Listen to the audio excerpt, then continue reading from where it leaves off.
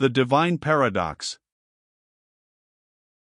The half-wise, recognizing the comparative unreality of the universe, imagine that they may defy its laws. Such are vain and presumptuous fools, and they are broken against the rocks and torn asunder by the elements by reason of their folly.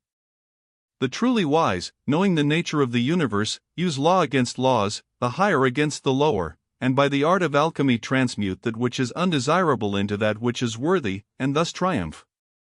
Mastery consists not in abnormal dreams, visions and fantastic imaginings or living, but in using the higher forces against the lower, escaping the pains of the lower planes by vibrating on the higher. Transmutation, not presumptuous denial, is the weapon of the master. The Kybalion. This is the paradox of the universe, resulting from the principle of polarity which manifests when the all begins to create. Hearken to it, for it points the difference between half-wisdom and wisdom. While to the infinite all, the universe, its laws, its powers, its life, its phenomena, are as things witnessed in the state of meditation or dream, yet to all that is finite, the universe must be treated as real, and life, and action, and thought, must be based thereupon, accordingly, although with an ever understanding of the higher truth. Each according to its own plane and laws. Were the all to imagine that the universe were indeed reality, then woe to the universe, for there would be then no escape from lower to higher, divine ward. Then would the universe become a fixity and progress would become impossible. And if man, owing to half-wisdom, acts and lives and thinks of the universe as merely a dream, akin to his own finite dreams, then indeed does it so become for him, and like a sleepwalker he stumbles ever around in a circle, making no progress, and being forced into an awakening at last by his falling bruised and bleeding over the natural laws which he ignored. Keep your mind ever on the star, but let your eyes watch over your footsteps, lest you fall into the mire by reason of your upward gaze. Remember the divine paradox, that while the universe is not, still it is. Remember ever the two poles of truth, the absolute and the relative. Beware of half-truths. What Hermetists know as the law of paradox is an aspect of the principle of polarity. The Hermetic writings are filled with references to the appearance of the paradox and the consideration of the problems of life and being. The teachers are constantly warning their students against the error of omitting the other side of any question. And their warnings are particularly directed to the problems of the absolute and the relative, which perplex all students of philosophy, and which cause so many to think and act contrary to what is generally known as common sense. And we caution all students to be sure to grasp the divine paradox of the absolute and relative, lest they become entangled in the mire of the half-truth. With this in view, this particular lesson has been written. Read it carefully. The first thought that comes to the thinking man after he realizes the truth that the universe is a mental creation of the all, is that the universe and all that it contains is a mere illusion, an unreality, against which idea his instincts revolt. But this, like all other great truths, must be considered both from the absolute and the relative points of view.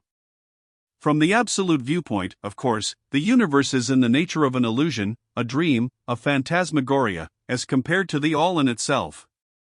We recognize this even in our ordinary view, for we speak of the world as a fleeting show that comes and goes, is born and dies, for the element of impermanence and change, finiteness and unsubstantiality, must ever be connected with the idea of a created universe when it is contrasted with the idea of the all, no matter what may be our beliefs concerning the nature of both. Philosopher, metaphysician, scientist and theologian all agree upon this idea, and the thought is found in all forms of philosophical thought and religious conceptions, as well as in the theories of the respective schools of metaphysics and theology. So, the Hermetic teachings do not preach the unsubstantiality of the universe in any stronger terms than those more familiar to you, although their presentation of the subject may seem somewhat more startling. Anything that has a beginning and an ending must be, in a sense, unreal and untrue, and the universe comes under the rule, in all schools of thought. From the absolute point of view, there is nothing real except the all, no matter what terms we may use in thinking of, or discussing this subject. Whether the universe be created of matter, or whether it be a mental creation in the mind of the all, it is unsubstantial, non-enduring, a thing of time, space, and change. We want you to realize this fact thoroughly, before you pass judgment on the Hermetic conception of the mental nature of the universe. Think over any and all of the other conceptions, and see whether this be not true of them. But the absolute point of view shows merely one side of the picture, the other side is the relative one. Absolute truth has been defined as things as the mind of God knows them, while relative truth is things as the highest reason of man understands them. And so while to the all the universe must be unreal and illusionary, a mere dream or result of meditation, nevertheless, to the finite minds forming a part of that universe, and viewing it through mortal faculties, the universe is very real indeed, and must be so considered. In recognizing the absolute view, we must not make the mistake of ignoring or denying the facts and phenomena of the universe as they present themselves to our mortal faculties. We are not the all, remember. To take familiar illustrations, we all recognize the fact that matter exists to our senses. We will fare badly if we do not. And yet, even our finite minds understand the scientific dictum that there is no such thing as matter from a scientific point of view. That which we call matter is held to be merely an aggregation of atoms, which atoms themselves are merely a grouping of units of force, called electrons or ions, vibrating and in constant circular motion.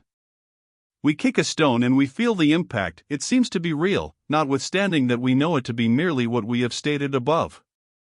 But remember that our foot, which feels the impact by means of our brains, is likewise matter, so constituted of electrons, and for that matter so are our brains.